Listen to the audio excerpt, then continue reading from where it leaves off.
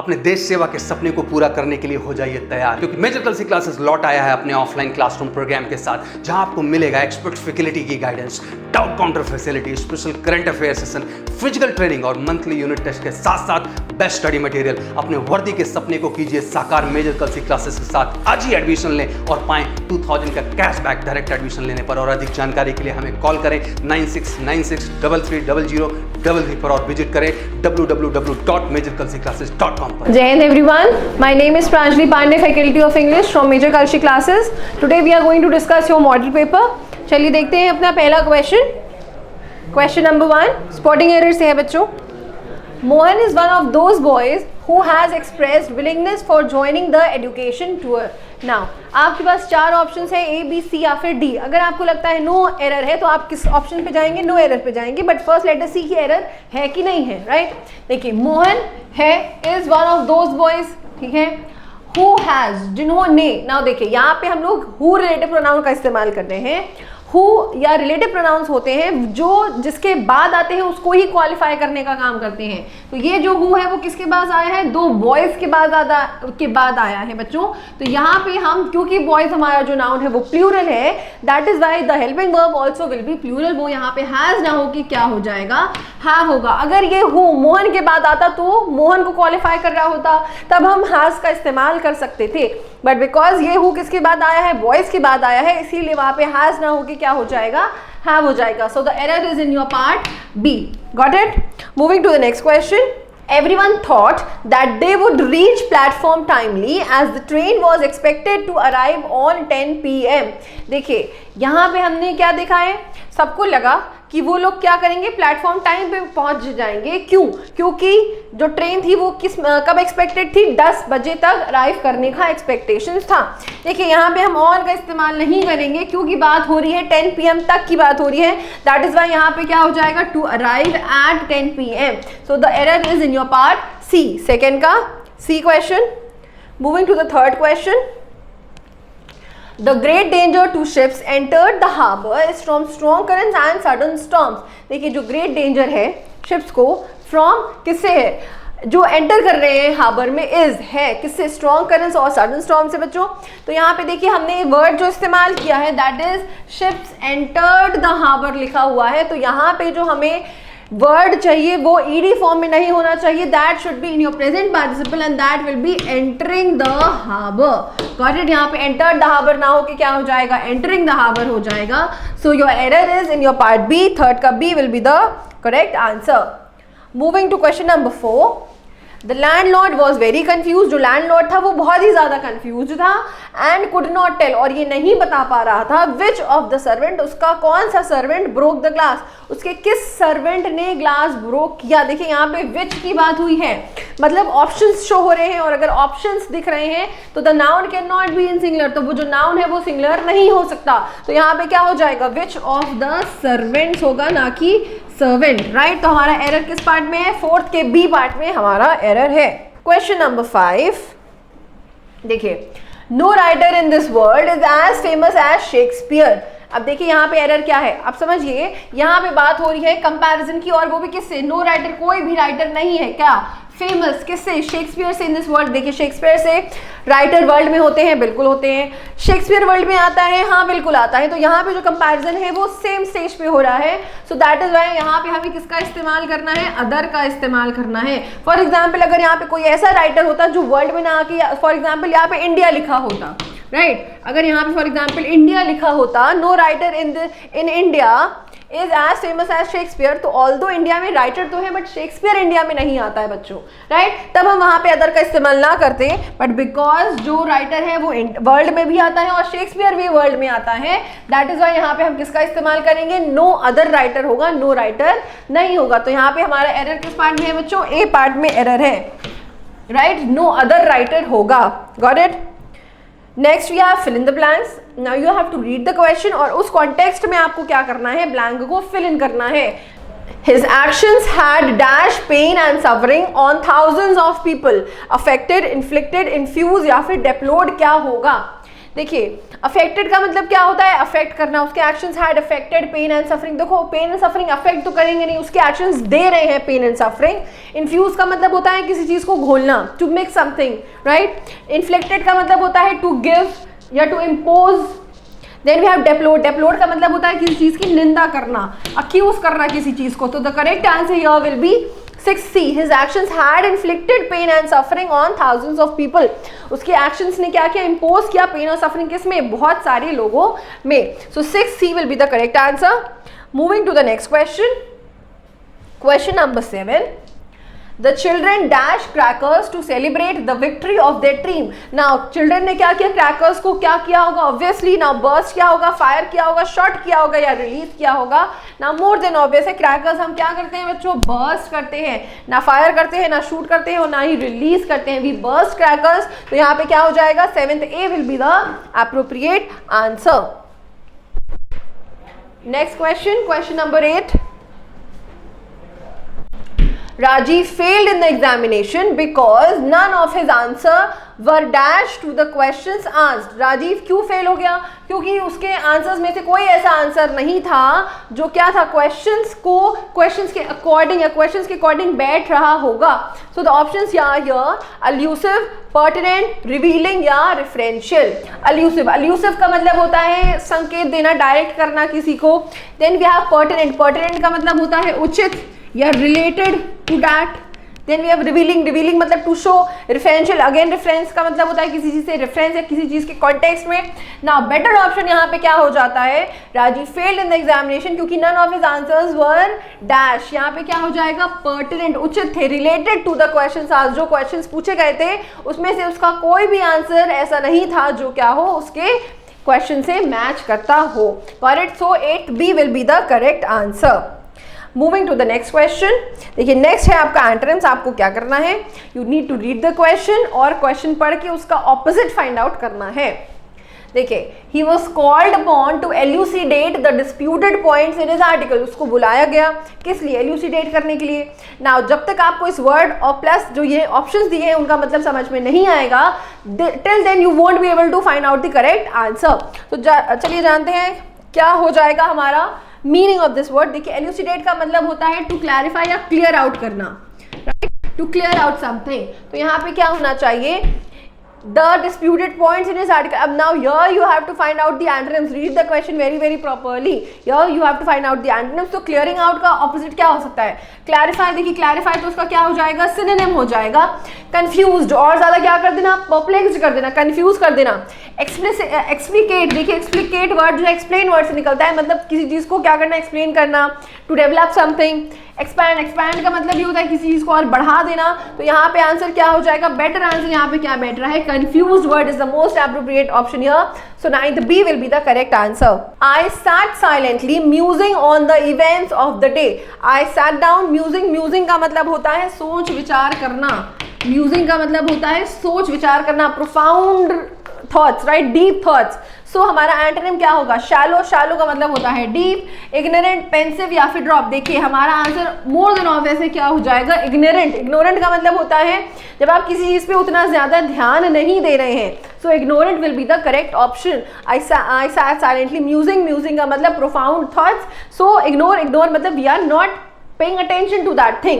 So 10th B will be the correct antonym for this word. He succumbed to the peer pressure to drink in college. देखिए अब वो क्या हो गया, college में peer pressure मतलब प्रेशर की वजह से वो क्या हो गया, आदी हो गया, शिकार हो गया किसका, ड्रिंकिंग का। तो यहाँ पे succumbed का मतलब होता है शिकार। succumbed का मतलब क्या हो जाएगा बच्चों, शिकार। So हमारा ऑप्शन क्या है, resist, cure, injure या फिर heal। resist का मतलब क्या होता है, resist का मतलब होता है बच जाना, to stay back, right।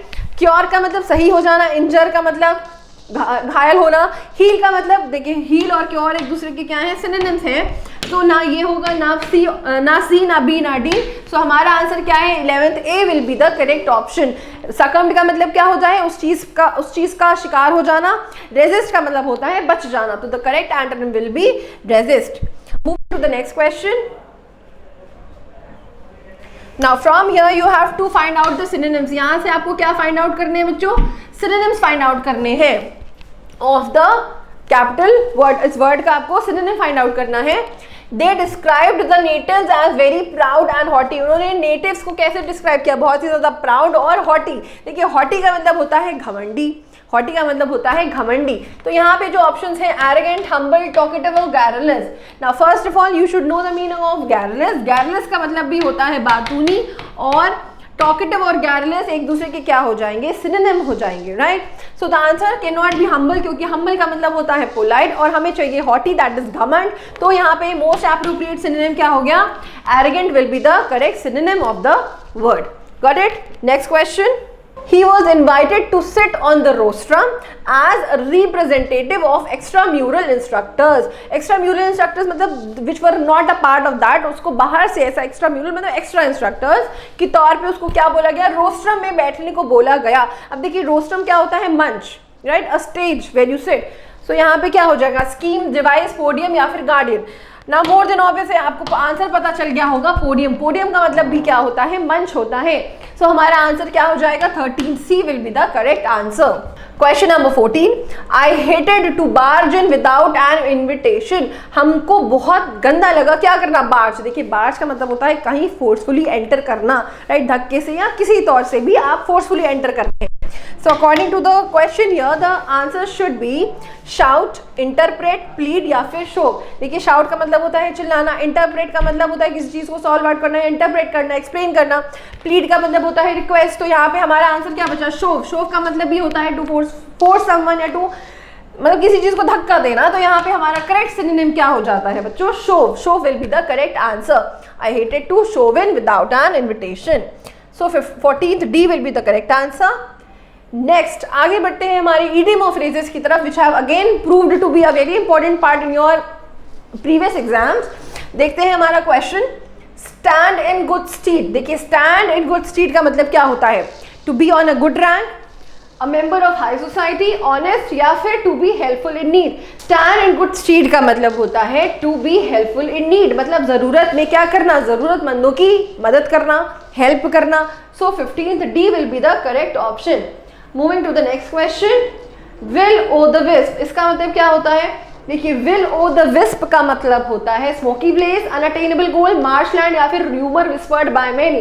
देखिए विल ओ द विस्प का मतलब होता है a goal which you were not able to attain, that means an unattainable goal. So the answer here will be unattainable goal. Got it. Next, nod off. Nod off का मतलब क्या हो जाएगा, Nord off का मतलब होता है, देखिए you nod off, he nod off during the class. तो यहाँ पे नॉड ऑफ का मतलब होता है to fall asleep, not to forget something, to disagree, to agree नहीं होगा। The answer will be to fall asleep। I hope आपको यहाँ तक क्वेश्चन समझ में आ गए होंगे बच्चों, और उनकी एक्सप्लेनेशन भी समझ में आ गई होगी। Now next we have section of misspelled contortion. Contortion का मतलब क्या होता है, कॉन्टोर्शन का मतलब होता है something which is in its correct shape, a twisted shape, कोई चीज जो क्या हो, ट्विस्टेड हो, राइट। तो यहाँ पे क्या हो जाएगा correct spelling, CONTORTION। This is the correct spelling of the word contortion. और ये आपको किस ऑप्शन में मिल रहा है, नाउ यहाँ पे C ऑप्शन क्या हो जाएगा, करेक्ट आंसर हो जाएगा।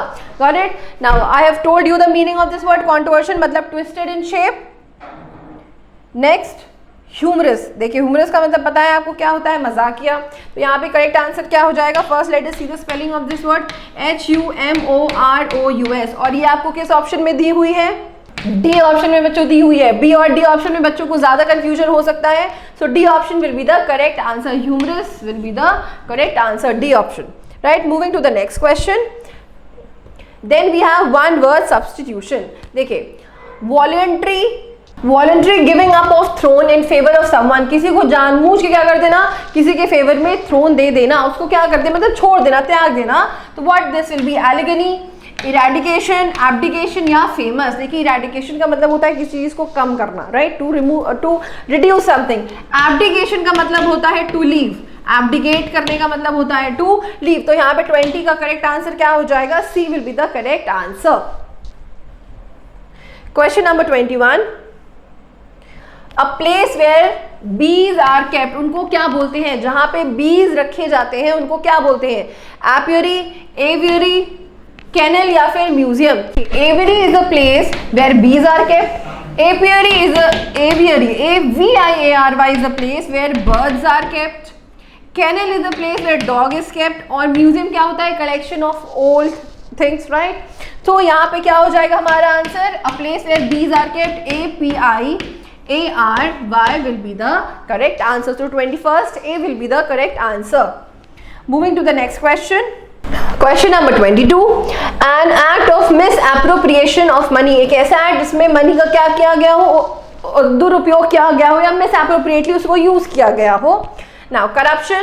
करप्शन का मतलब होता है बच्चों भ्रष्टाचार. This will not be the answer. Misconduct. Misconduct मतलब होता है आप किसी से गलत व्यवहार कर रहे हैं, दुर्व्यवहार करते हैं. This will also not be answer. Embezzlement will be the correct option of this word here. An act of misappropriation of money is known as embezzlement. Tenure का मतलब होता है अवधि, तो tenure will also not be the answer. So 22nd C will be the correct answer.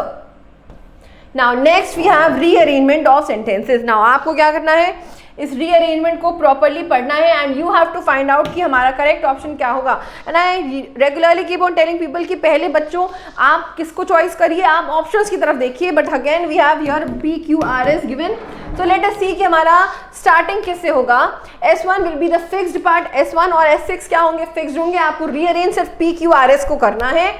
S1, the Indian civil service gradually developed into one of the most efficient and powerful civil services in the world. Now let us see statement के बाद कौन सा दूसरा word उसके relation में आ सकता है.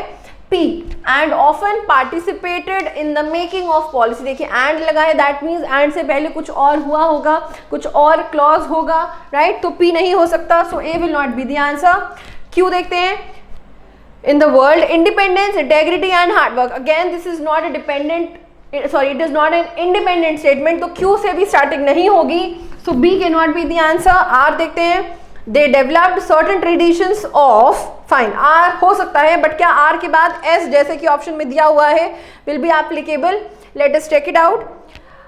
They developed certain traditions of its members. No, again R नहीं होगा, so this will be the correct option. Now let us see whether this is fitting in the question or not. The Indian civil service gradually developed into one of the most efficient and powerful civil services in the world. S, its members exercised vast power. P, and often participated in the making of policy. R, they developed certain traditions of Q. Q क्या है? Of independence, integrity and hard work. So बच्चों, this is the most appropriate answer here. So 23rd D will be the correct answer. Moving to the next question. Again we have options from S, R and Q. The first S1 will be hope springs eternally in the heart of man. Hope क्या करती है? Eternally हमेशा रहती है एक man के heart में. Now S1 के बाद क्या ऑप्शन हो सकता है? S, Q और R. देखिए P ऑप्शन में ही नहीं है, तो हमें अभी फिलहाल के लिए P को नहीं देखना है. तो बच्चों क्या हो जाएगा? देखते हैं. Q option. Hope springs eternally in the heart of man. Love, friendship and youth perish. Love, friendship और यूथ क्या हो जाते हैं? पेरिश हो जाते हैं. Fine, Q is sounding better. Let us see the R1. It is nourished by the glorious elements of nature. No, this will not be the answer. R नहीं हो सकता. S से देखते हैं बच्चों. Man derives hope. Now hope की बात हुई है और उसी क्वेश्चन में अगेन होप की बात हो गई है, तो S will be the most appropriate answer. तो यहाँ पे जो हमारा क्वेश्चन की बिगनिंग होगी वो किससे होगी? S से होगी. Hope springs eternally in the heart of man. Man derives hope from nature in his gallant struggle after some noble ideal. Then S के बाद R. It is nursed. Now it किसकी बात हो रही है यहाँ पे? Now hope की बात हो रही है. It is nursed by the glorious elements of nature. Love, friendship and youth perish, but hope is everlasting. So this is the appropriate rearrangement which is sounding sense here in this question. So 24th B will be the correct answer. Next, question number 25. Read the question and find out कि यहाँ पे correct क्या होगा rearrangement.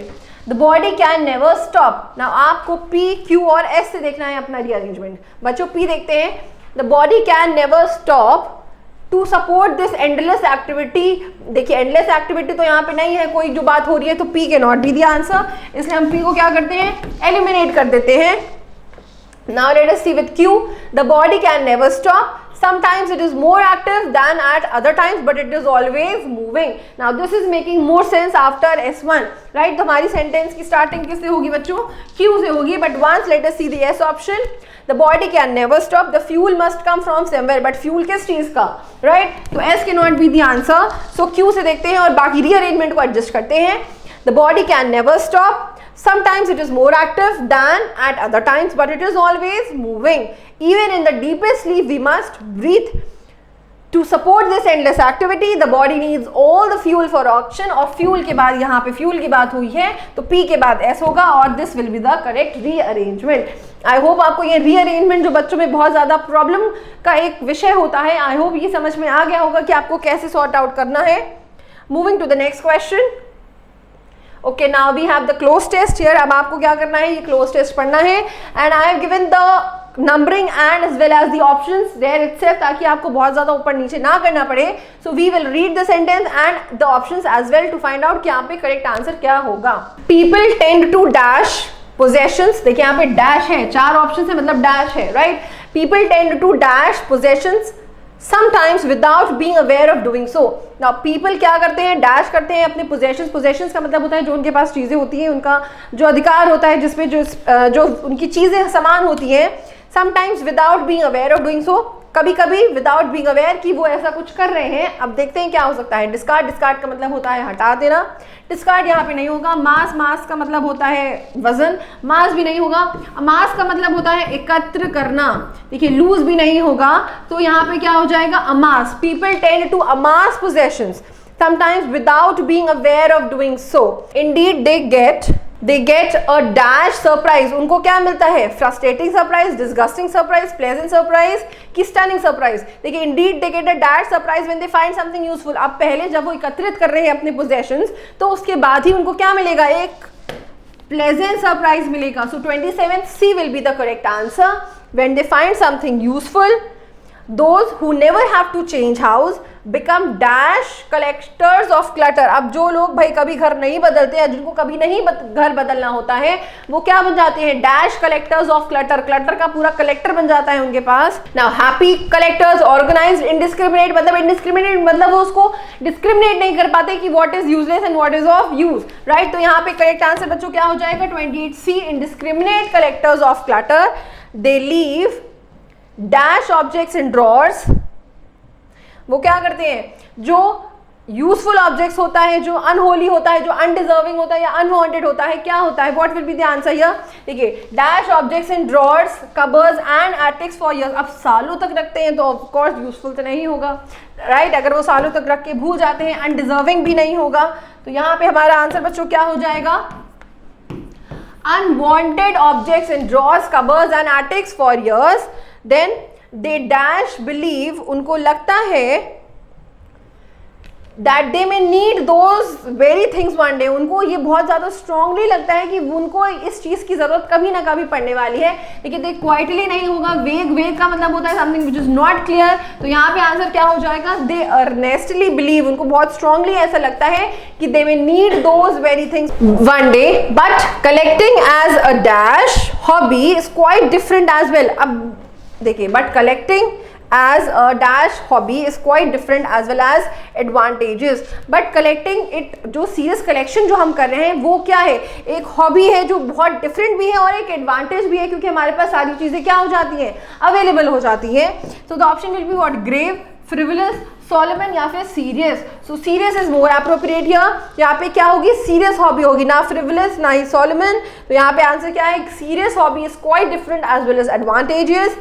It dash relaxation. Now it what's बच्चों, it क्या होगा, it helps relaxation, it gives relaxation, it provides relaxation या फिर इट प्रमोट्स. बेटर ऑप्शन यहाँ पे बच्चों क्या सूट हो रहा है, it provides relaxation. It provides relaxation for leisure hours. Leisure मतलब आराम के, रिलैक्सिंग आवर्स के लिए क्या करता है, provides relaxation. One does not need to go out dash search of entertainment. बाहर जाने की, एंटरटेनमेंट की जरूरत ही नहीं पड़ती है. तो यहाँ पे क्या हो जाएगा, search for, search to, search on या फिर search in. In will be more appropriate. 33D will be the answer. Next, moreover one gets to meet dash collectors. यहाँ पे क्या हो जाएगा, न्यूमरस, वेरियस, बिग या फिर नाइस। देखिए 1 gets to meet numerous characters, बहुत सारे करेक्टर्स ऐसे मिल जाते हैं। So 34th A will be the correct answer. So once dash of friends grow, अब बहुत ऐसे लोग जो कलेक्टर्स होते हैं वो एक दूसरे को मिल जाते हैं, तो अल्टीमेटली उनका जो सर्कल होता है वो क्या होता है, बढ़ता रहता है। तो यहाँ पे हमारा आंसर क्या हो जाएगा, सर्कल। क्वांटिटी नहीं है, अनकाउंटेबल नाउन यहाँ पे बात नहीं हो रही है, एरिया या इन्फ्लुएंस भी नहीं होगा। सो 35D will be the correct answer. So I hope आपको ये passage and the rest question समझ में आ गए होंगे। Thank you everyone. जय हिंद बच्चों, आप लोगों के लिए लेकर आए हैं FCAT का मॉडल पेपर। इसमें हम अरिथमेटिक का सेक्शन कराएंगे, जिसमें से फर्स्ट क्वेश्चन आपको दिया गया है, what is the sum of all odd numbers from 1 to 32।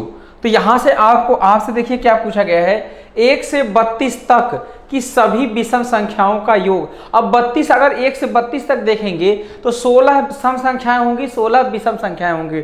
जब भी आपसे योग पूछा जाए तो आपको ध्यान रखना है, सम संख्याओं के लिए जो होगा आपका, सम संख्या के लिए आपका क्या हो जाएगा, सम संख्या के लिए n² + n होता है, और विषम संख्या के लिए आपको ध्यान रखना है ये n² होता है। तो विषम संख्याओं में बताइए, यहाँ से 16 आपकी क्या हो जाएंगी, सम संख्या होगी, और 16 ही आपकी क्या हो जाएंगी, विषम संख्या होगी। तो यहाँ से आपसे पूछा है विषम संख्याओं का योग, तो विषम संख्याओं का योग क्या हो जाएगा, 16 का क्या हो जाएगा, स्क्वायर।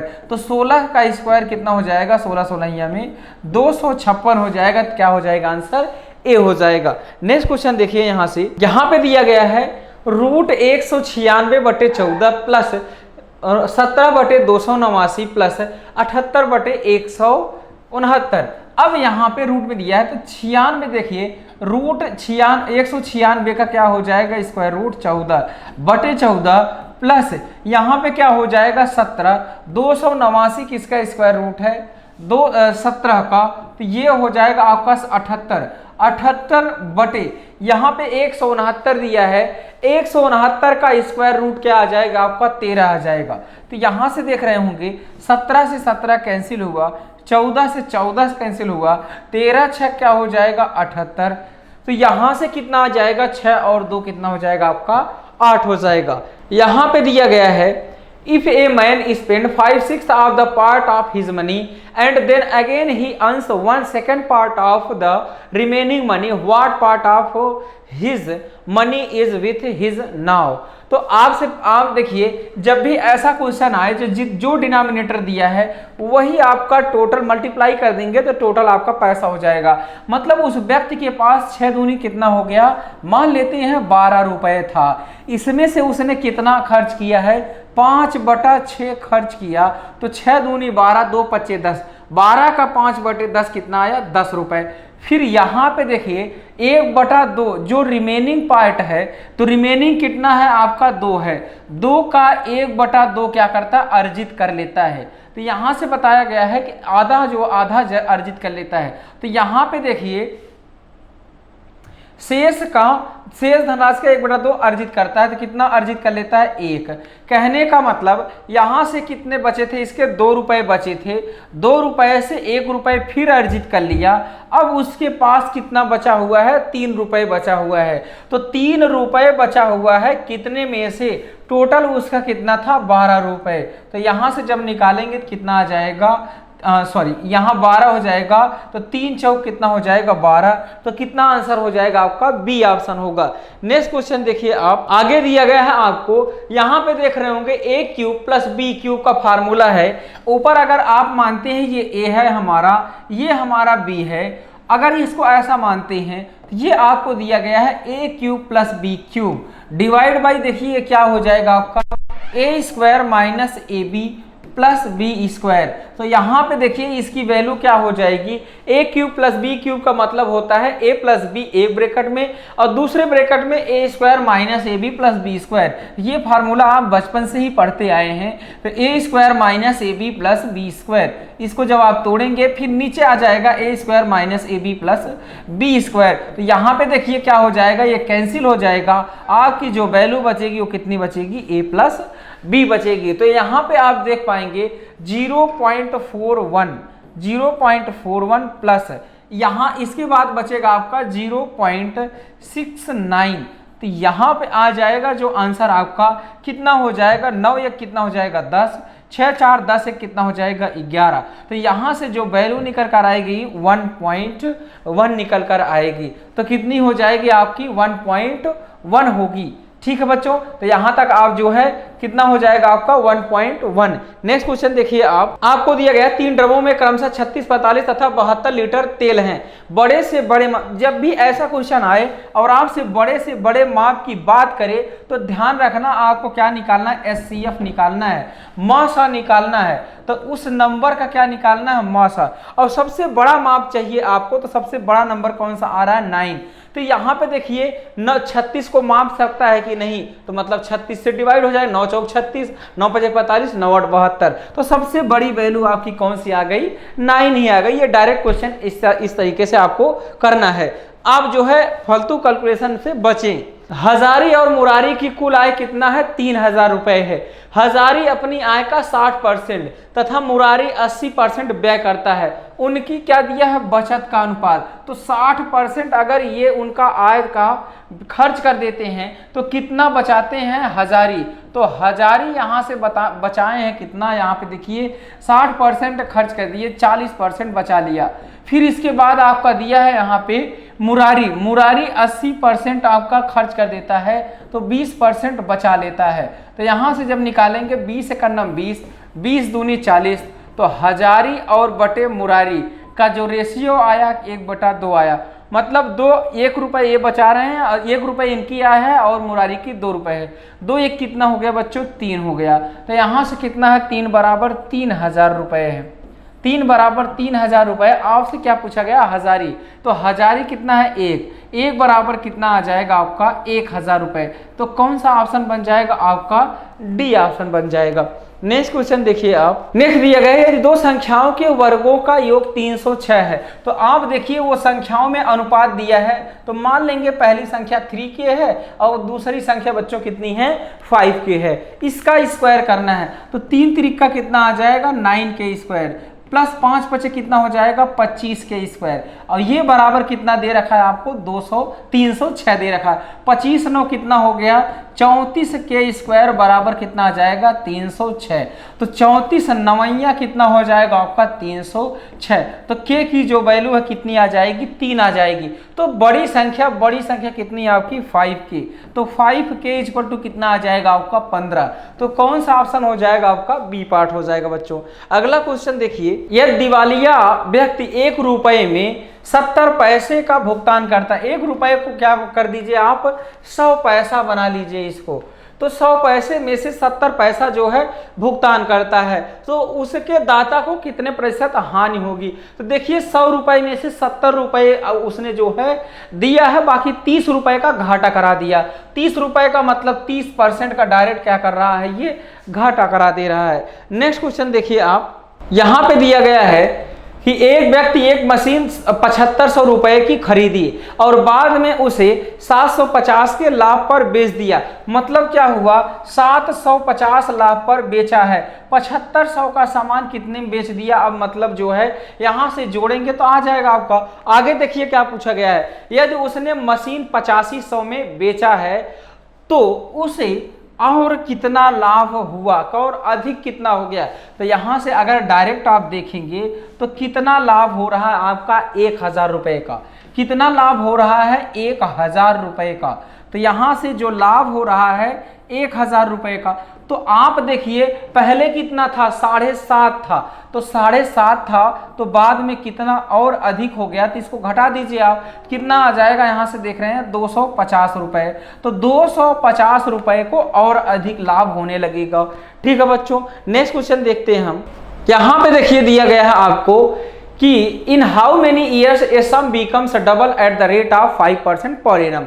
अब आपको दिया कितने वर्षों में कोई धन 5% से दोगुना हो जाता है। मतलब आपका 1 रुपये रहेगा तो 5% की दर से कितना हो जाएगा आपका, 2 रुपये हो जाएगा। ये टाइम आपसे पूछा जा रहा है, तो साधारण ब्याज है। तो यहां से बताइए एसआई आपका कितना हो जाएगा, आसानी से देख रहे होंगे 1 रुपये था हमारा, कितना हो गया, अमाउंट आपका 2 रुपये हो गया। तो यहां से एसआई देखिए क्या होता है, 2 रुपए हुआ है, तो 2 माइनस 1 कितना आ जाएगा 1। तो अब यहां से आप फार्मूला लगा देंगे SI equal to P into R into T divide by क्या हो जाएगा आपका 100 हो जाएगा। तो SI कितना हो जाएगा आपका 1, P आपका कितना है 1, R आपको दिया गया है 5 टाइम T है, डिवाइड बाई क्या हो जाएगा 100। तो यहां से देखिए T की वैल्यू कितनी आ जाएगी 5 दूनी 10, कितनी आ जाएगी 20 ईयर। तो T कितना आ जाएगा आपका 21, सॉरी आपका कितना आ जाएगा 20 वर्ष, कितना आ जाएगा आपका 20 वर्ष। नेक्स्ट क्वेश्चन देखिए आप, यहां पे दिया गया है कि ए एक काम को 9 दिनों में कर सकता है, बी ए से 50% अधिक दक्ष है। तो यहाँ पे देखिए बी ए से 50% दक्ष दिया है, मतलब क्षमता दिया है। 50% की वैल्यू कितनी हो जाएगी आपकी 1/2 हो जाएगी। तो मतलब 2 है ए, तो बी कितना है 3 है। तो यहाँ पे देख रहे होंगे 50% ये ज़्यादा दक्ष है, तो ये 2 हो जाएगा, तो ये कितना हो जाएगा 3। अब समय की बात करेंगे तो समय इनका क्या हो जाएगा उल्टा आ जाएगा, इसका रिवर्स कर देंगे तो 2:3 हो जाएगा। फिर अब आपको दिया है कि यदि ए जो है 9 दिनों में करता है, तो यहाँ पे ए 3 बराबर कितना है 9, तो किससे गुणा करेंगे 3 तिरिक का 9 और 3 दूनी कितना हो जाएगा आपका 6। तो मतलब जो है बी कितने दिनों में कार्य को समाप्त करेगा 6 डेज में, 6 दिनों में। नेक्स्ट क्वेश्चन आप देखिए, एक रेलगाड़ी 120 किलोमीटर प्रति घंटा की गति से 100 मीटर लंबे पुल को 12 सेकंड में पार करती है। गाड़ी की लंबाई, अब आपको ध्यान रखना है length of object, length of the Tren de, यहाँ पे जो है डिस्टेंस आ जाएगा।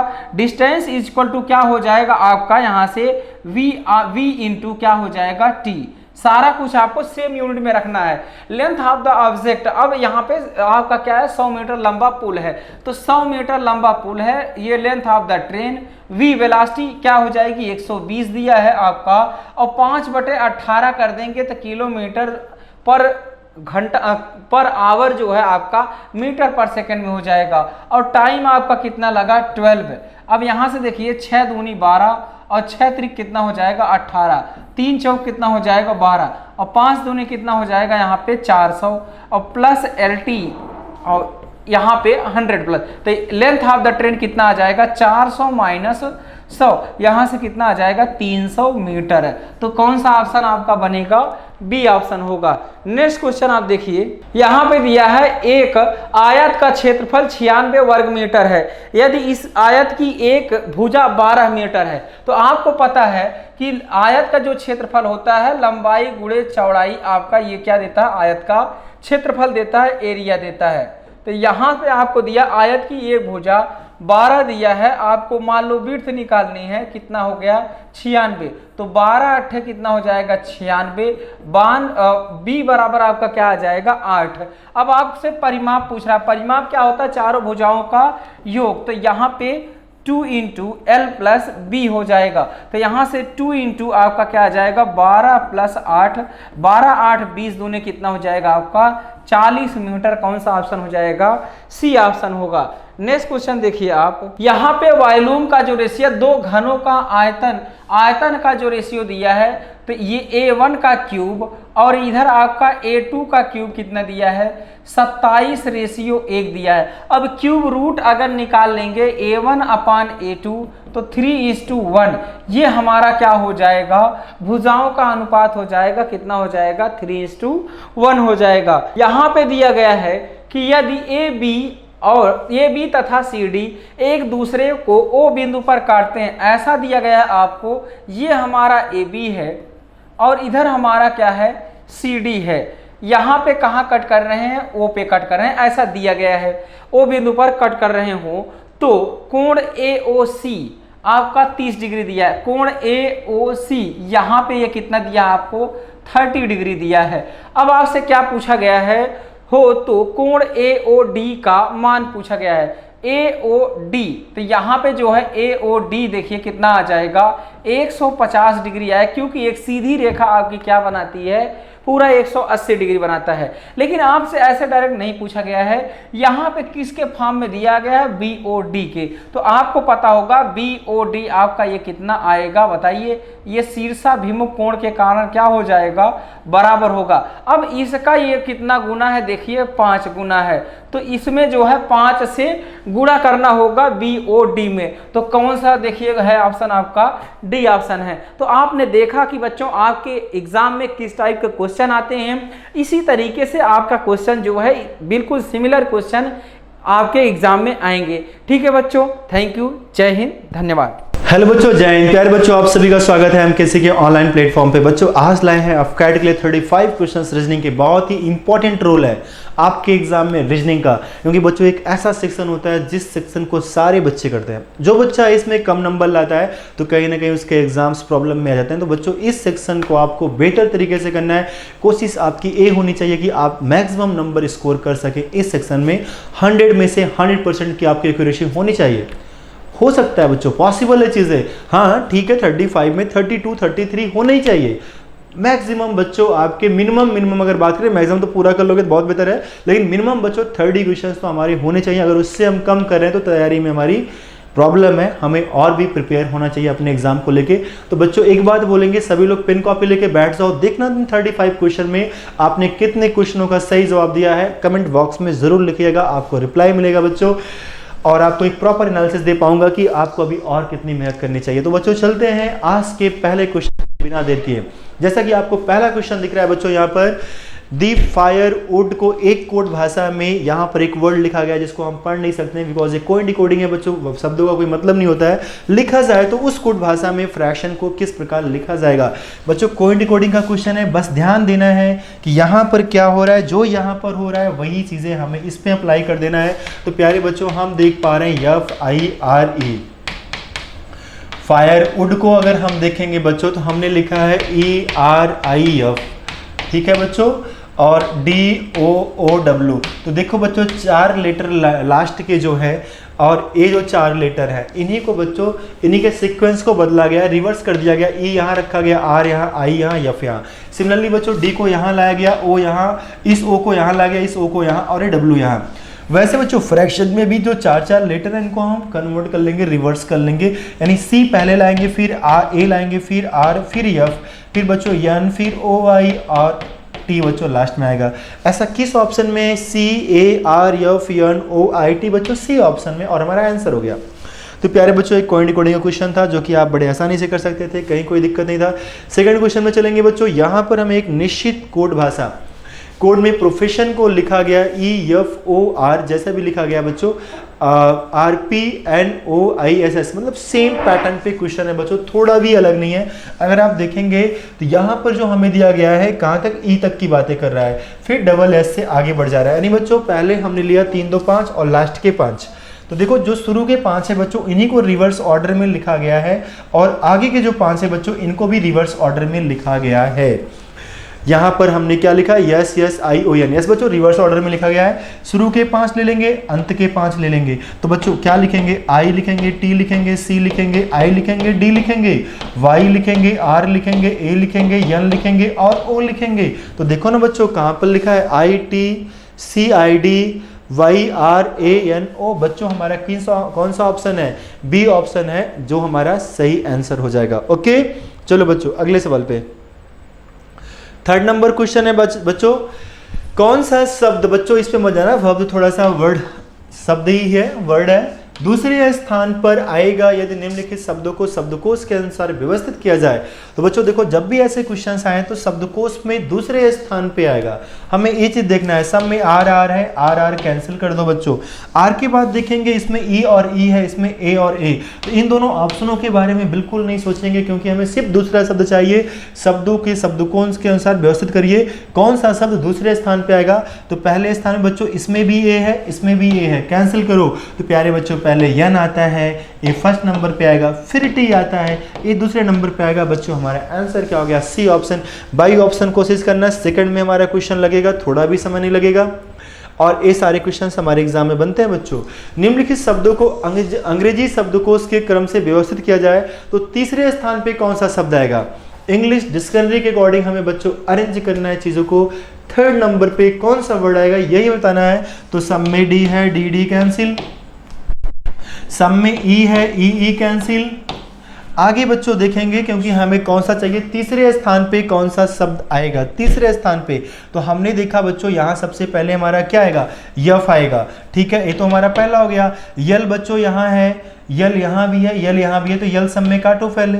फिर बच्चों यहाँ यू है, यहाँ आई, यहाँ ई है, ए दूसरे स्थान पे आएगा बच्चों। उसके बाद तीसरे स्थान पे हमारा ए आएगा, चौथे स्थान पे हमारा यू आएगा। तो थर्ड स्थान में बच्चों डेलिरियम आ जाएगा। हमारा बी ऑप्शन यहाँ पर करेक्ट है। चलते हैं बच्चों अगले सवाल पे। 5th नंबर क्वेश्चन पे अगर देखेंगे तो दिए गए प्रत्येक प्रश्न में संख्याएं एक खास क्रम में है। आप उस खास क्रम का पता करें जो सही उत्तर दे सके या ज्ञात कीजिए। बच्चों यहाँ पर देखोगे तो यहाँ पर 6 का अगर 2 से गुणा करोगे 6 दूना 12 और 1 करोगे बच्चों 13 हो जाएगा। 13 का 2 से गुणा करोगे 13 दूना, सॉरी बच्चों यहाँ मैंने 12 लिखा है, 2 से मल्टीप्लाई कर रहे हैं। ठीक है, 26 हो जाएगा, 2 ऐड करेंगे बच्चों 28 हो जाएगा। 28 दूना 56 होता है बच्चों, 3 प्लस करेंगे 59 हो जाएगा। 59 टूजा अगर करेंगे बच्चों तो 9 दूना 18 और प्लस 4 करेंगे 118, 122 हो जाएगा। सी ऑप्शन हमारा आंसर हो जाएगा। चलते हैं बच्चों अगले क्वेश्चन पे। नेक्स्ट क्वेश्चन 35 क्वेश्चनों का कलेक्शन है जो कि बहुत ही बेहतरीन क्वेश्चन है बच्चों। अभी हम लोग चलते हैं 6 नंबर क्वेश्चन पे। तो प्यारे बच्चों यहाँ पर आप क्वेश्चन देख रहे हैं, अगला भी क्वेश्चन हमारा सीरीज का है। 2 के बाद 3 लिखा है, फिर 5 लिखा है, फिर 8 लिखा है, फिर 10, 15 सीक्वेंस ही बढ़ रहे हैं बच्चों। अगर आप देखेंगे तो यहाँ पर पहले 2 बड़ा, फिर बच्चों 1 बड़ा, फिर यहाँ पर हमारा 2 बड़ा, फिर बच्चों देख रहे हैं यहाँ पर 3 बड़ा और यहाँ पर फिर बच्चों 2 बड़ा। 2 के बाद कितना बड़ा, 5 बड़ा। क्या कुछ ऐसा ही सीक्वेंस बन रहा है, कुछ और बन रहा है? 5 के बाद बच्चों हम देख पा रहे हैं 2 बढ़ रहा है। इस तरीके से ना बढ़ा के बच्चों इसके सीक्वेंस को हम दूसरे तरीके से देख लेते हैं। अगर हम देखेंगे बच्चों यहाँ पर 3, 5, 7, यस बच्चों देखो ना बच्चों 3 प्लस हुआ और 3 से 8 हुआ तो 5 प्लस हुआ, 8 से 15 बच्चों तो यहाँ पर 7 प्लस हुआ, 15 से 24 बच्चों तो 9 प्लस हुआ और 9 से बच्चों 11 प्लस कर देंगे, 24 प्लस 11 तो बच्चों 35 हमारा आंसर आ जाएगा। डी ऑप्शन आंसर हो जाएगा। यही सीक्वेंस आगे भी चल रहा है बच्चों। यहाँ पर 3 प्लस हुआ, यहाँ भी देखो 5, 3 के बाद बच्चों 5 प्लस हुआ, 5 के बाद 7, 7 के बाद बच्चों 9, ऐसे ही बढ़ रहा है, सेम चीजें हैं। सो डोंट वरी बच्चों, हमारा आंसर 35 हो जाएगा, यानी डी ऑप्शन हो जाएगा। अगले क्वेश्चन पे चलेंगे बच्चों। 7 नंबर क्वेश्चन है, मकान है किराया है। भाई मकान से क्या मिलता है, हमें किराया मिलता है बच्चों। तो पूंजी पे हमें ब्याज मिलता है। अगर हम पूंजी इन्वेस्ट करते हैं बच्चों क्या मिलता है, हमें ब्याज मिलता है। क्लर्क को वेतन मिलता है लेकिन नौकरी करने के बाद मिलता है। हम मकान एक बार बना दिए, किराया पे उठा दिए, जिंदगी भर किराया मिलता रहेगा। पूंजी हमने इन्वेस्ट कर दी बच्चों, उस पर ब्याज हमें मिलता रहेगा जब तक उस पैसे को पूरा हम निकाल नहीं लेंगे। चलते हैं बच्चों अगले क्वेश्चन की तरफ। तो अगला क्वेश्चन है बच्चों हम लोग का 8 नंबर। बीच का जो संबंध रेत से है वही समुद्र का है। बीच मतलब बच्चों समुद्र का किनारा होता है, समुद्र के किनारे पे रेत पाया जाता है। अच्छे से पता है, लोग एंजॉय करने जाते हैं, बीच का आनंद लेते हैं। और समुद्र की बात करेंगे बच्चों तो समुद्र में क्या होता है, पानी ही पानी होता है ना बच्चों। चलते हैं अगले सवाल पे। 9 नंबर क्वेश्चन है बच्चों, लिखा है दिए गए शब्द विकल्पों में विषम कौन है। ओड बना क्वेश्चन है बच्चों। वकील एक आदमी होता है बच्चों, गवाह एक आदमी होता है, वकील भी एक आदमी होता है, न्यायाधीश भी एक आदमी होता है, कचहरी एक स्थान होता है बच्चों। तो क्या हो गया, 3 तो व्यक्ति हैं, एक स्थान है, तो जो स्थान है वही हमारा विषम है, वही हमारा आंसर है, यानी इसका बी ऑप्शन हमारा करेक्ट आंसर है बच्चों। 10 नंबर क्वेश्चन है, चारों में से एक अलग है, जो अलग है उसी को बताना है। तो हम देख पा रहे हैं 21 भी, अच्छा बच्चों 17, 19, 23 ये तीनों संख्याएं प्राइम नंबर है, अभाज्य संख्याएं हैं, किसी से नहीं कटेंगी। 21 एक भाज्य संख्या जो कि हमारा आंसर होगा।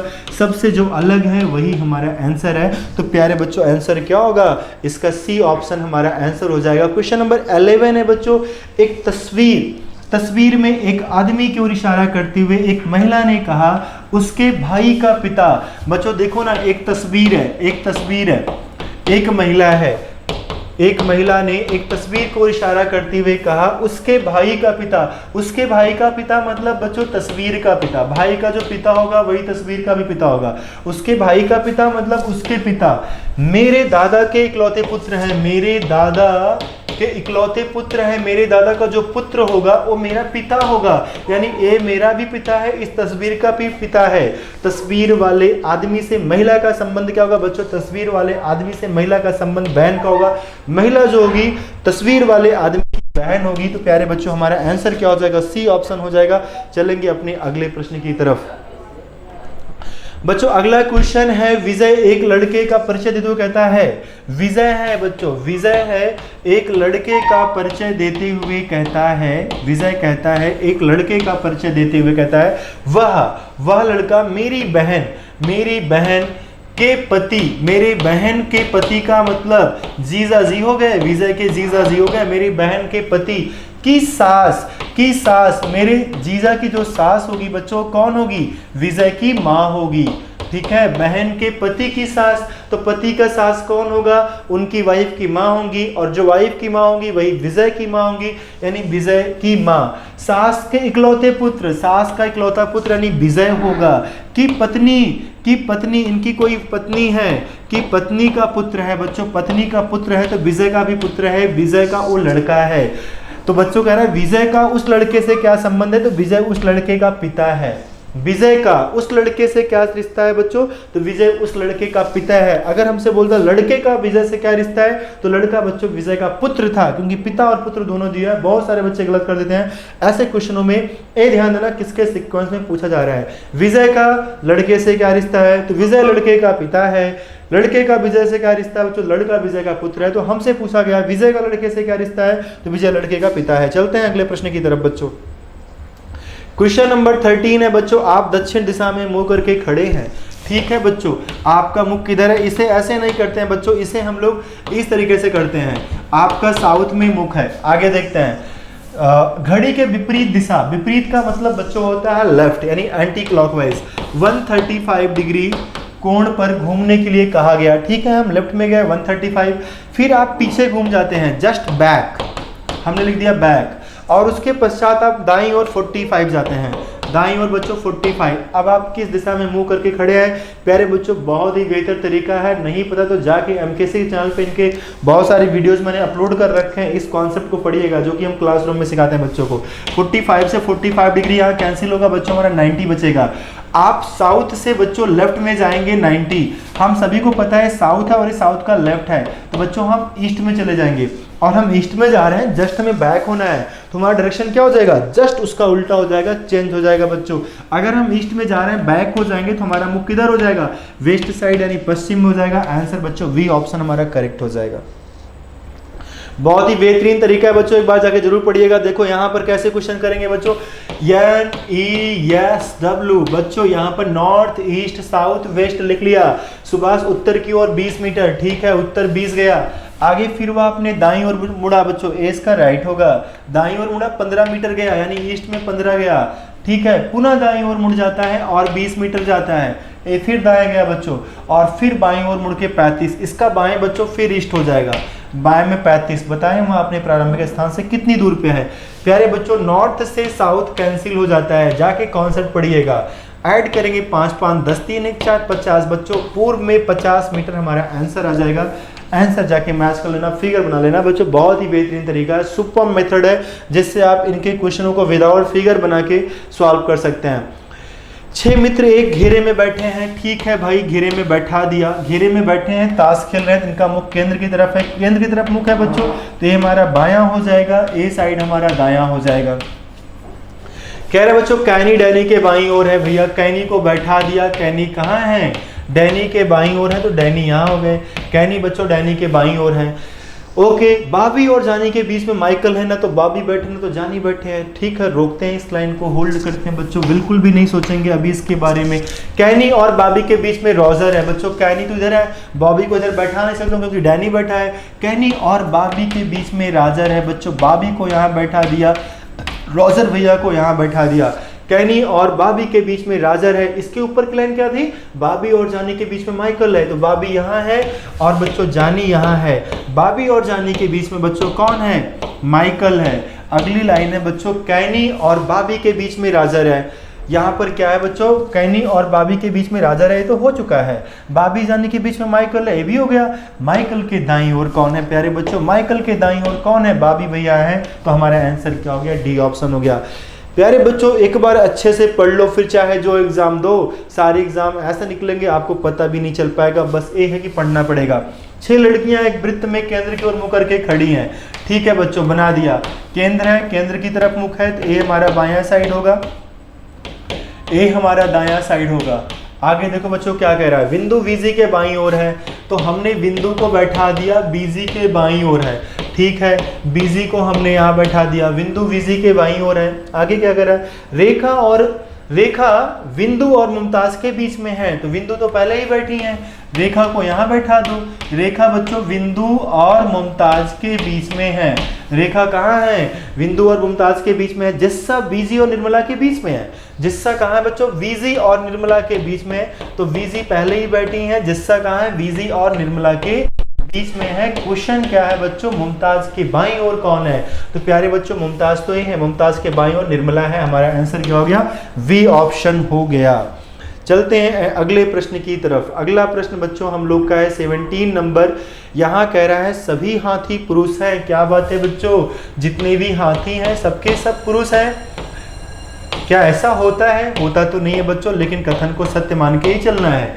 सभी हाथी पुरुष हैं, सभी पुरुष जुराबे हैं। भाई पुरुष को जुराब बना दिया, ठीक है, जैसा कह रहा है बनाना पड़ेगा, क्वेश्चन का सॉल्यूशन निकालना है। सभी पुरुष जुराब हो गए। बच्चों कह रहा है कुछ जुराबे हाथी हैं, कुछ जुराबे हाथी हो सकती हैं बच्चों, क्योंकि ये जितनी भी चीजें हैं, जितने भी हाथी हैं, ये सब पुरुष भी हैं और हाथी भी, जुराबे भी हैं। तो यहाँ पर जितने जुराबे आ जाएंगे वो हाथी भी होंगे और जुराबे भी होंगे बच्चों, ये हमारा सही है। दूसरा है सभी हाथी जुराबे हैं। सभी हाथी अगर पुरुष हैं और सभी पुरुष जुराबे हैं तो बच्चों सभी हाथी भी जुराबे होंगे। अगर कभी बाहर की अंदर की चीज को बाहर में ऑल में बोला जाए बच्चों, सभी में बोला जाए, तो अंदर की चीज बाहर में सभी में हमारा आंसर वैसे भी होता है। कॉमन सेंस से भी दिख रहा है बच्चों कि अगर हाथी पुरुष है और पुरुष जुराब है तो सबके सब क्या हो गए, जुराब हो गए।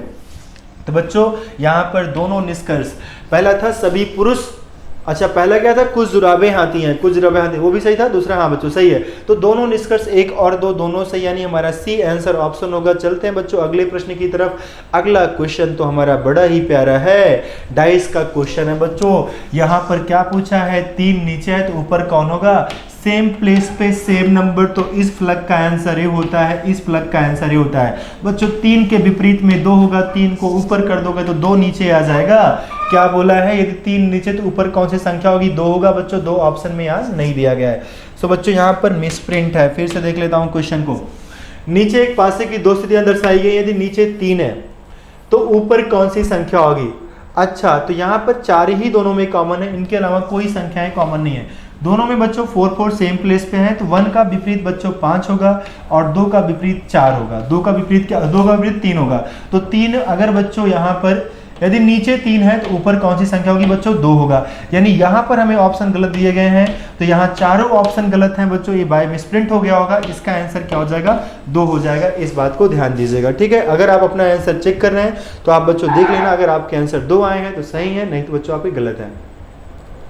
4 इंच आकार के एक ठोस घन के विपरीत फलकों के जोड़े लाल हरे काले हैं। 1 इंच के घनों में काटा गया, कितने घनों के 2 फलक दिखाई देंगे। प्यारे बच्चों देखो, अगर फार्मूला याद रहे तब भी कहानी बन जाएगी, नहीं याद रहेगा तब भी कहानी बन जाएगी। 4 इंचों में 4 इंच के बच्चों साइड है, इनको 1-1 इंच में काटा गया है।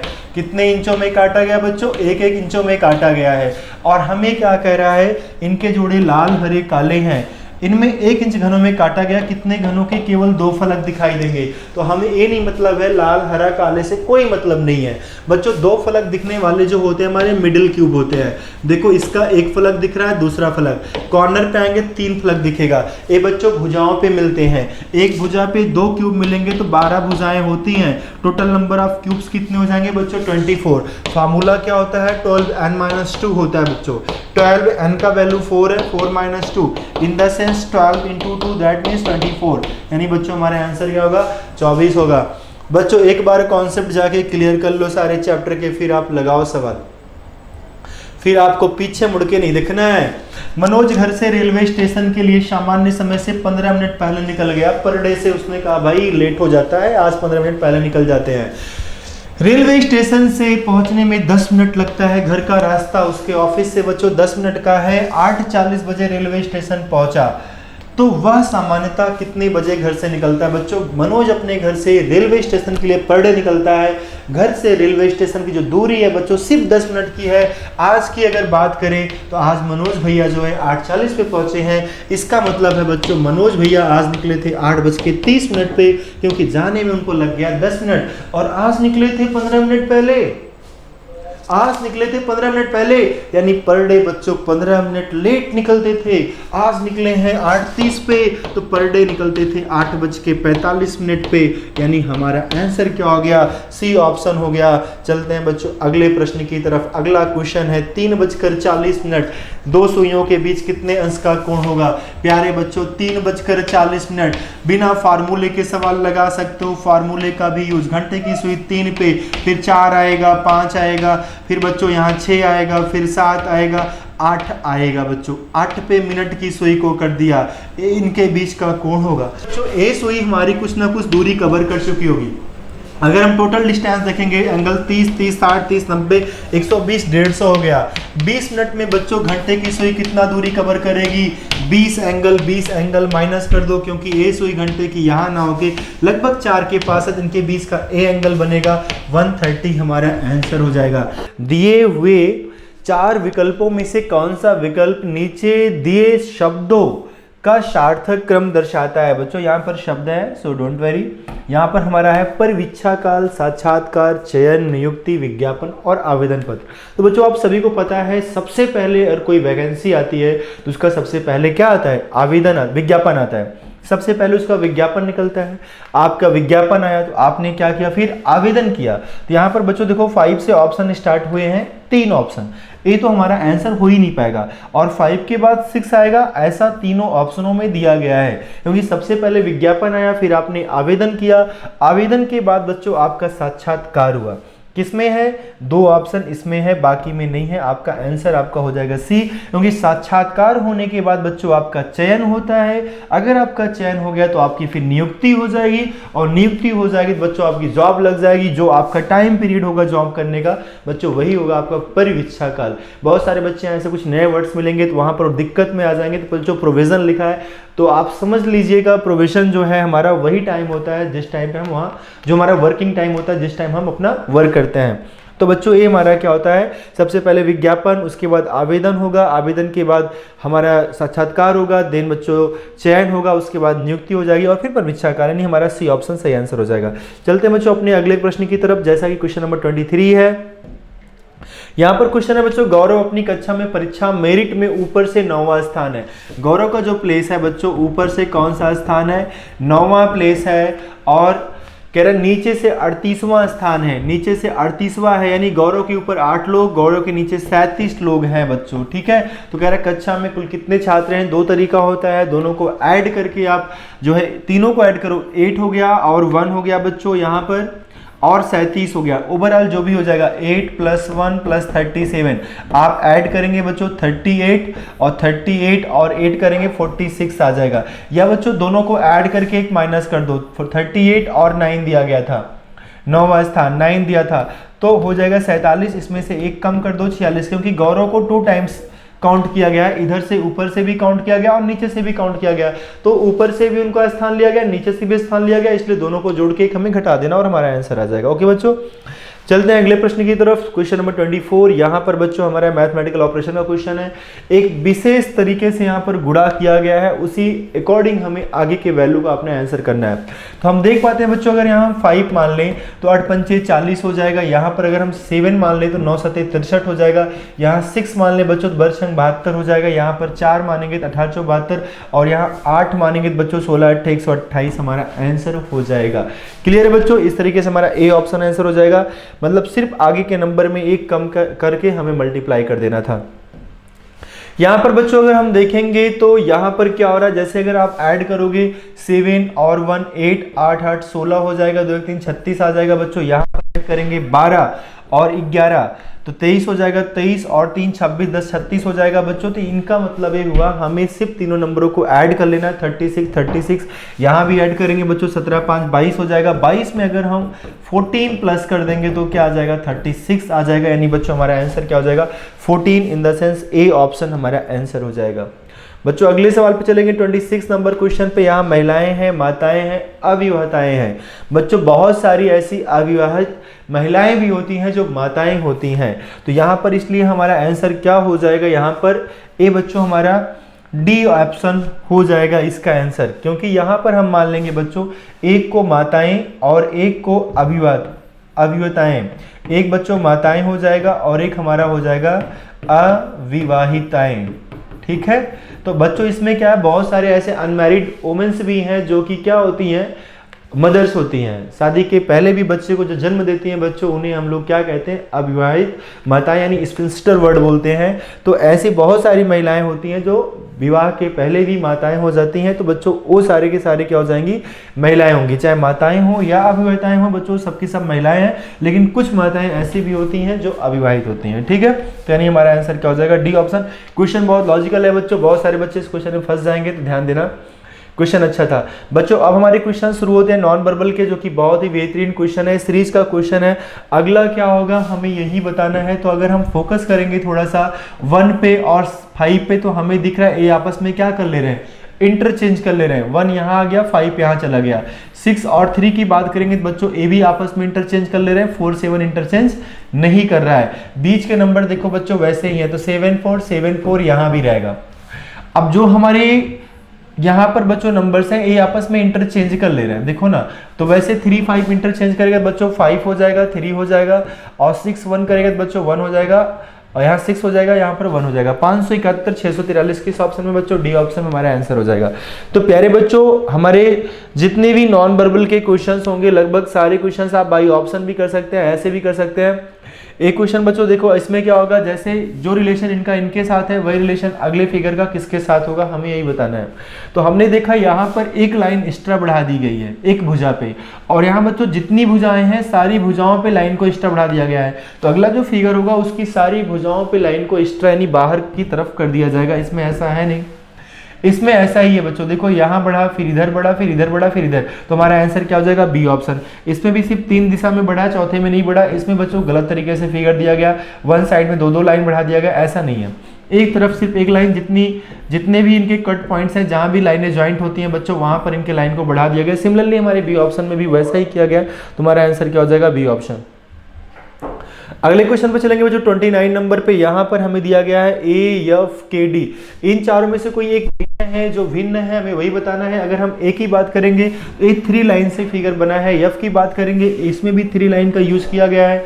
अगर आप के की बात करेंगे तो इसमें भी 3 लाइन का यूज किया गया, लेकिन बच्चों ये हमारे कर्व्ड लाइन है, एक कर्व्ड लाइन है, इसमें हमारी लाइनें नहीं है। ये हमारा क्या है, कर्व लाइन है बच्चों, इसलिए हमारा डी क्या हो गया, डिफरेंट हो गया, और यही हमारा आंसर हो गया। बाकी 3 हमारे सिमिलर है, जो हमारा यहाँ अलग था वही हमारा आंसर होगा। तो डी ऑप्शन हमारा क्या आंसर, डी ऑप्शन में डी ही है और वही हमारा आंसर है। तो ठीक है बच्चों, अभी अगला क्वेश्चन जैसे आप देख रहे हैं बहुत ही इंपॉर्टेंट क्वेश्चन है। जितने भी हमारे एग्जाम्स होते हैं सारे एग्जाम में नॉन वर्बल चैप्टर से एक क्वेश्चन जरूर एग्जाम में होता है।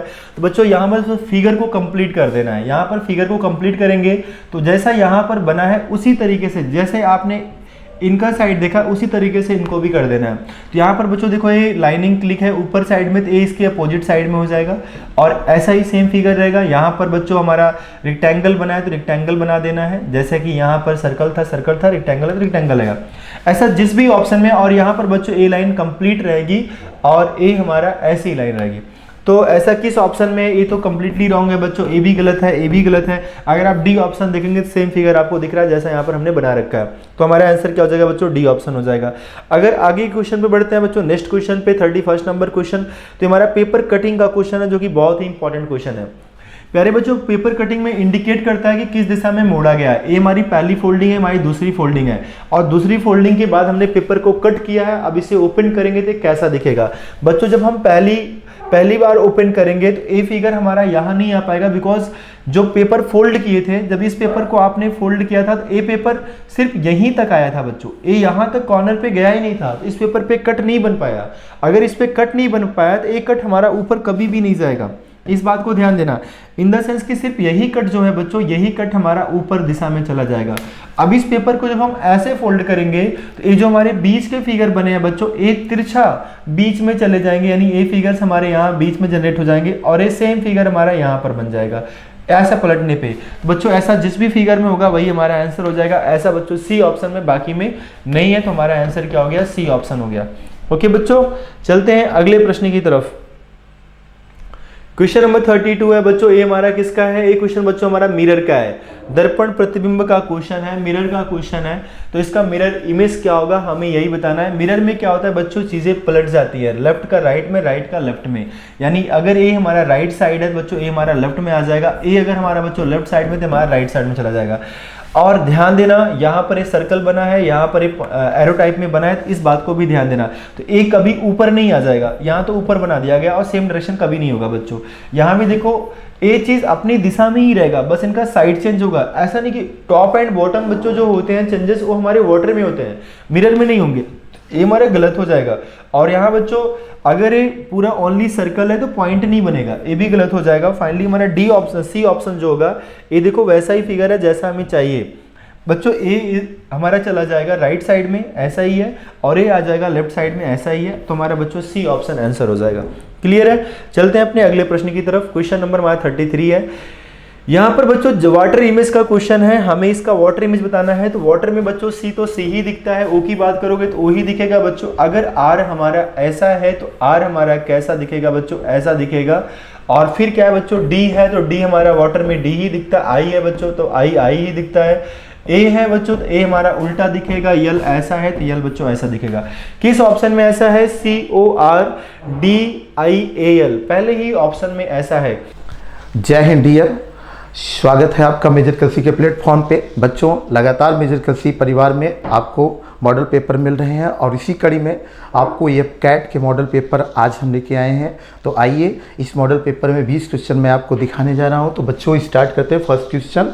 तो नाउ फर्स्ट क्वेश्चन ये देखिए आपके सामने है स्क्रीन पर।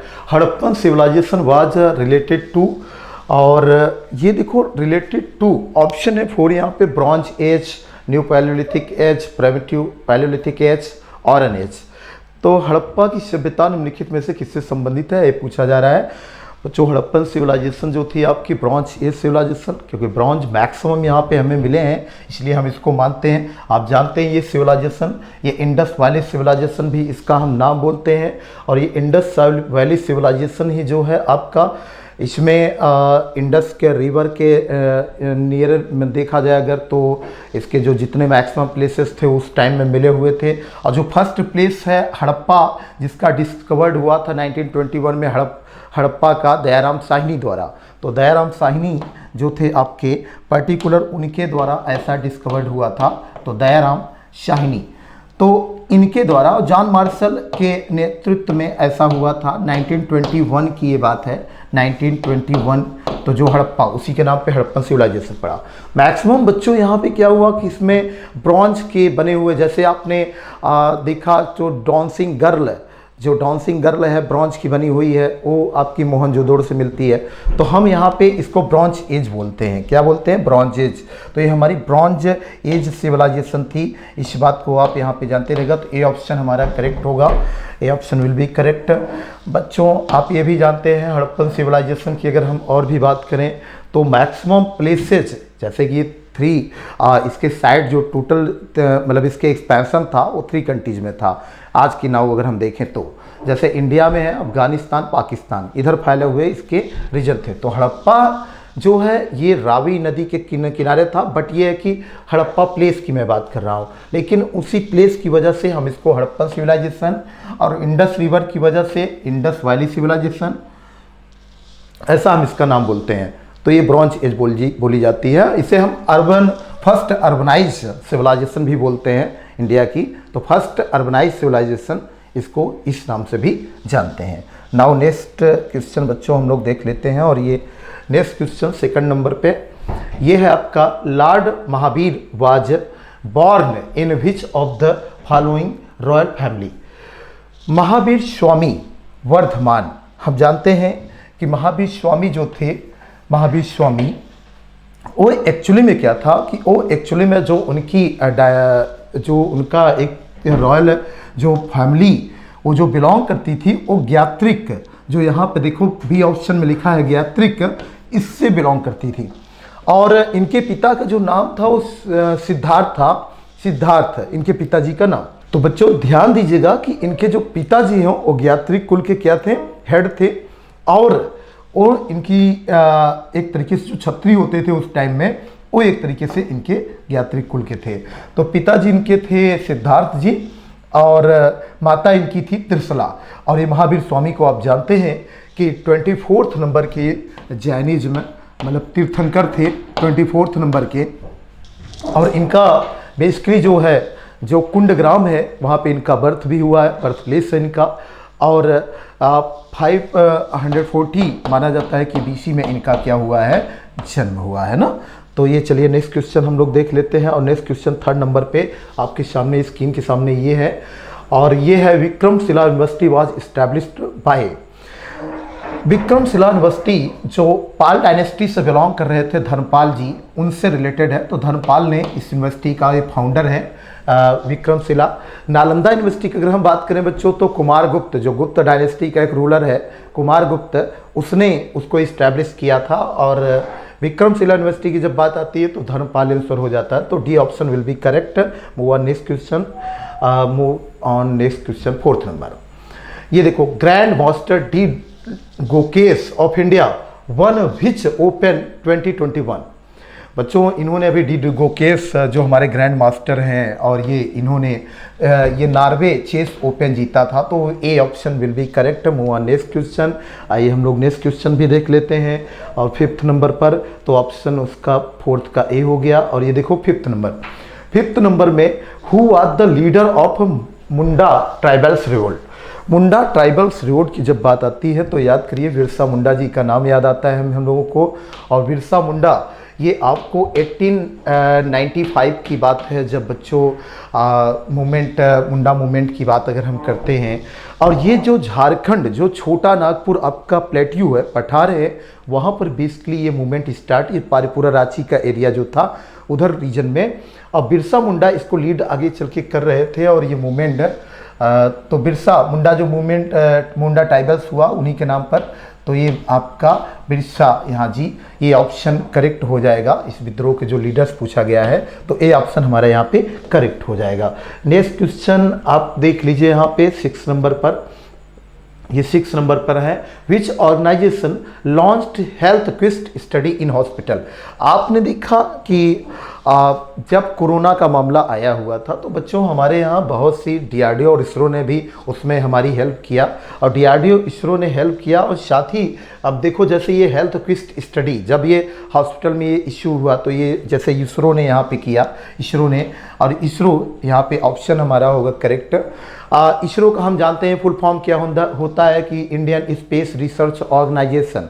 और इसका हेडक्वार्टर बेंगलुरु में है। इस्टेब्लिश ईयर की बात करें हम तो 19 जब स्थापित हुआ था तो 1969 उस समय इस्टेब्लिश हुआ है इसरो हमारा। और इसका हेडक्वार्टर जैसा मैंने कि कहा कि इसका हेडक्वार्टर आपका बेंगलुरु, कर्नाटका की कैपिटल।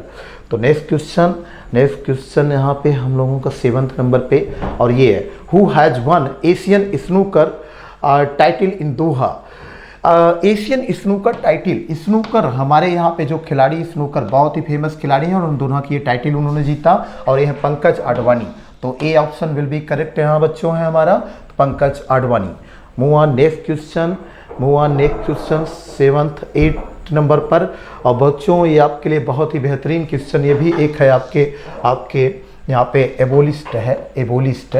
तो ये देखो दिख रहा है, colonel Sleeman had abolished which of the following customs.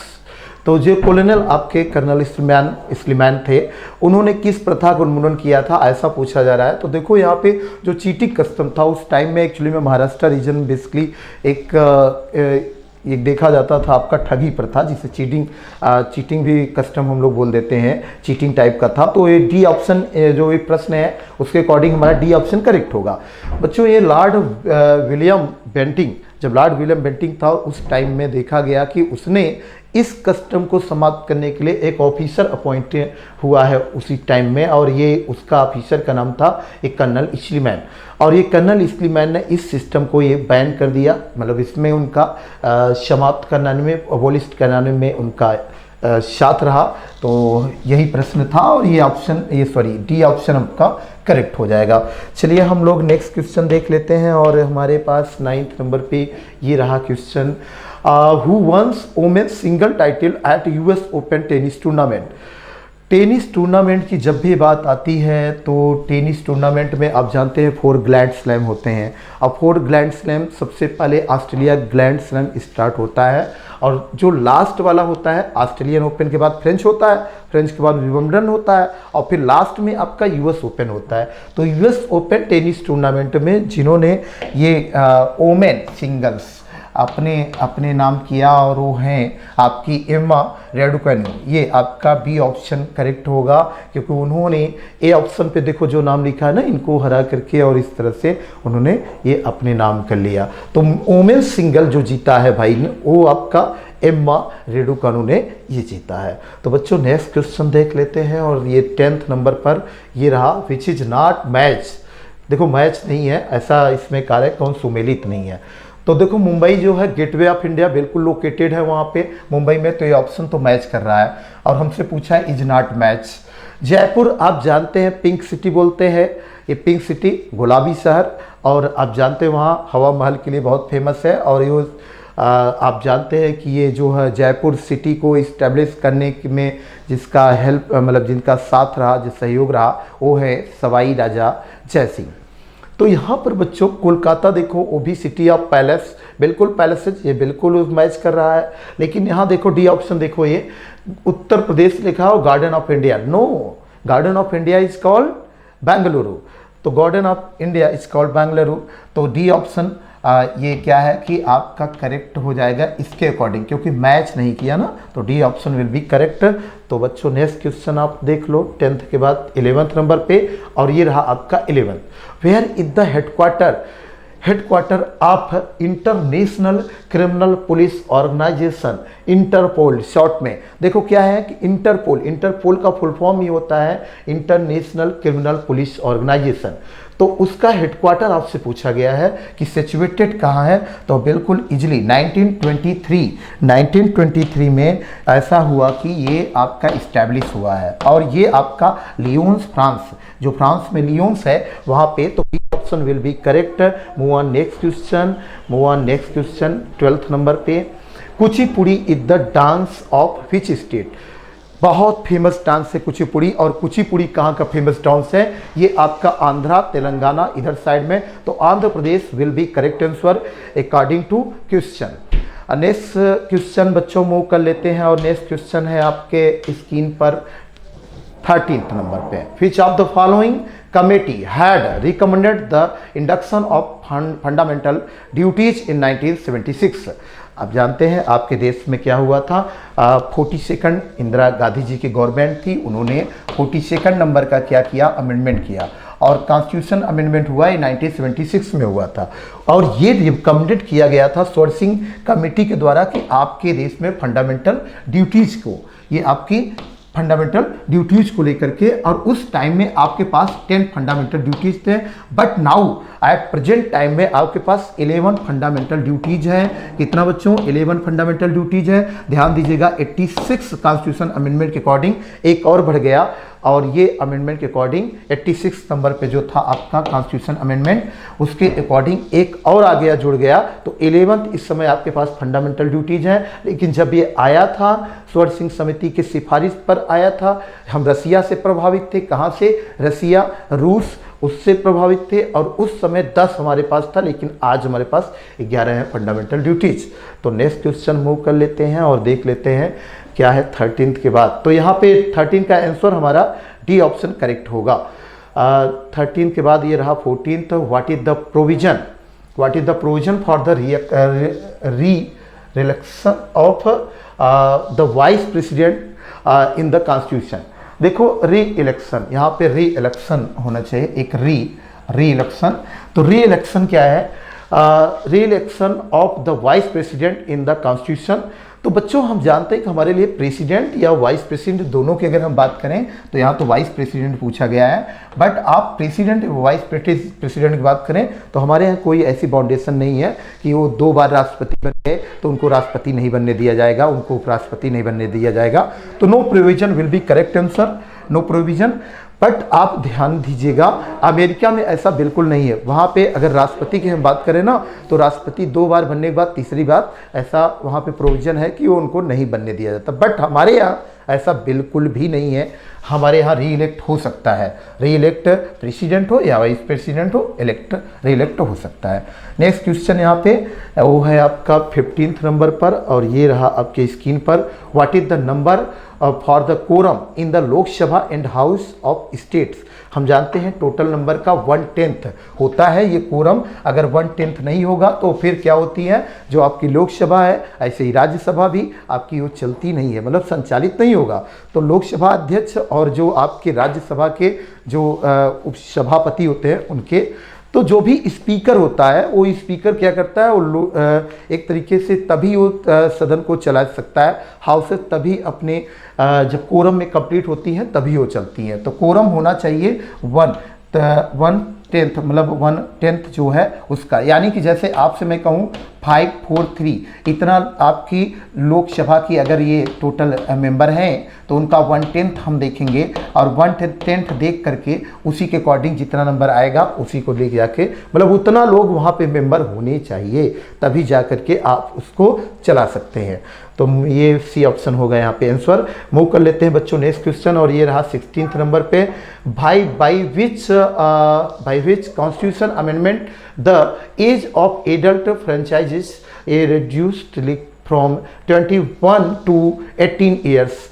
बहुत ही राजीव गांधी का टाइम पीरियड था बच्चों, 1989 की बात है, जब आपने अपने कॉन्स्टिट्यूशन में 61th नंबर पे अमेंडमेंट किया था। 61st ये जो लिखा हुआ है सी ऑप्शन में, तो यहाँ हमारा सी ऑप्शन ही करेक्ट भी होगा। और ये 1989 की बात है जब आपने अपने एज में क्या किया कि वोट देने का जो पावर्स था ना उसको आपने रिड्यूस किया और ये 21 से रिड्यूस करके आपने 18 ईयर्स में लाके कर दिया, तो आपने उसको घटा दिया उम्र सीमा। तो यहाँ पे सी ऑप्शन हमारा करेक्ट हो जाएगा, 61 संशोधन। नेक्स्ट क्वेश्चन देख लेते हैं और नेक्स्ट क्वेश्चन आपके सामने स्क्रीन पर है, ये आपके 17th नंबर पे। Which is not match, which is not match. तो देखो बच्चों मैच का क्वेश्चन है आपके सामने कि संतोष ट्रॉफी और उधर दिया है फुटबॉल। तो बिल्कुल जानते हैं आप संतोष ट्रॉफी फुटबॉल से रिलेटेड है, मैच है। आप जानते हैं दिलीप ट्रॉफी क्रिकेट से मैच है, बिल्कुल मैच है बच्चों।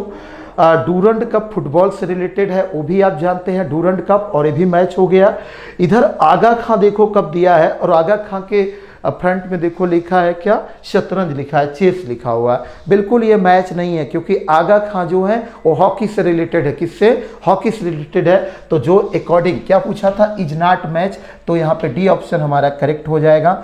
चलिए मूव क्वेश्चन करते हैं अब नेक्स्ट 18th नंबर पे। ये रहा, विच of the following gas is responsible for the green house gas. आपसे जब पूछा जाए ग्रीन हाउस गैस के लिए कौन सी रिस्पॉन्सिबल है गैस, तो आप CO2, हमेशा CO2 आंसर करिएगा, कार्बन डाइऑक्साइड। लेकिन बच्चों जब ऐसा कभी भी प्रश्न अगर आपसे पूछ ले O3, ओजोन के लिए कौन सी ज़्यादा मैक्सिमम, मतलब एक तरीके से मोस्ट रिस्पॉन्सिबल की जब बात करें, मतलब अधिकतम रिस्पॉन्सिबल कौन सी गैस है, तो यहाँ पे तो CO2 हो जाएगी। Green house gas, green house effect global warming के लिए, ठीक ना, ग्लोबल वार्मिंग के लिए। लेकिन ध्यान देना है आप कि जब आपको ओजोन से रिलेटेड बात पूछे तो आप वहाँ पे CFC कौन लगाना बच्चों, CFC लगाना, यानी क्लोरोफ्लोरोकार्बन, वहाँ पे CFC और यहाँ पे CO2। तो नेक्स्ट क्वेश्चन देख लेते हैं और नेक्स्ट क्वेश्चन आपका 18th के बाद 19th नंबर पर, और ये रहा 19th नंबर पे question. The highest lake of the world. बच्चों हम जानते हैं बोलिविया कंट्री है, पेरू और बोलिविया, वहाँ के एक बॉर्डर पे देखी जाती है, उसी बॉर्डर के पास एक टिटिकाका झील देखी जाती है और इसे हम सर्वाधिक ऊंचाई पर स्थित झील मानते हैं। तो यहाँ पे बोलिविया और पेरू, ये साउथ अमेरिका जो कॉन्टिनेंट है उसी में है बच्चों, ये 2 कंट्री हैं और उस कंट्री में बोलिविया और पेरू, तो उसी पे है ये आपकी टिटिकाका और ये हाईएस्ट लेक मानी जाती है ऑफ वर्ल्ड। तो ए ऑप्शन हमारा यहाँ पे करेक्ट होगा, तो A option will be correct. Move on next question एवं लास्ट क्वेश्चन बच्चों आप मॉडल पेपर जो अभी हमारा मॉडल पेपर है उसका लास्ट क्वेश्चन है world's highest waterfall is in which country. हम जानते हैं हमारे विश्व में एक एंजल आपका एक्चुअली में क्या है, एंजल जो आपका वाटरफॉल है वह वाटरफॉल वर्ल्ड का सबसे देखा जाए तो हाईएस्ट वाटरफॉल है और यह वाटरफॉल जो है वेनेजुएला में सिचुएटेड है बच्चों, वेनेजुएला। तो Venezuela will be correct answer, but ध्यान रखना कि ये जो है वाटरफॉल का नाम क्या है, वो नाम है एंजल। कौन सा? Angel waterfall. एंजल वाटरफॉल ये आपका वेनेजुएला में है। तो बच्चों हमारे मॉडल पेपर में 20 क्वेश्चन थे, तो हमने इस तरह से आपको 20 क्वेश्चन दिखाए। ये आपके लिए सुपर रहे होंगे बच्चों, हेल्पफुल काफ़ी होंगे आपके एग्जाम के लिए। थैंक यू, जय हिंद। आपकी बेस्ट फ्रेंड किताबें होती हैं जो आपका करियर बनाती हैं और आपके ड्रीम्स को पूरा करती हैं। इसलिए मेजर कलसी क्लासेस लेकर आया है रक्षा क्षेत्र के सभी परीक्षाओं की संपूर्ण तैयारी के लिए एमकेसी पब्लिकेशन की तरफ से बेस्ट स्टडी मटेरियल जो कि सेना द्वारा प्रेस्क्राइब्ड लेटेस्ट पैटर्न पर आधारित हैं, जिसमें आपको मिलेगा आसान भाषा में explanation, chapter wise question paper और ढेर सारे क्वेश्चन के कलेक्शंस, ढेर सारे शॉर्टकट और ट्रिक के साथ साथ क्वेश्चन को इजी, मीडियम और हार्ड लेवल में बांटा गया है। लास्ट 5 ईयर के क्वेश्चन को चैप्टर और टॉपिक वाइज मेंशन किया गया है जो कि आपके 100% सफलता को सुनिश्चित करेंगे। तो देर किस बात की, तो आज ही ऑर्डर कीजिए अपनी डिफेंस प्रिपरेशन की बुक dlp.majorkalsiclasses.com से और कॉल कीजिए 9696330033 पर।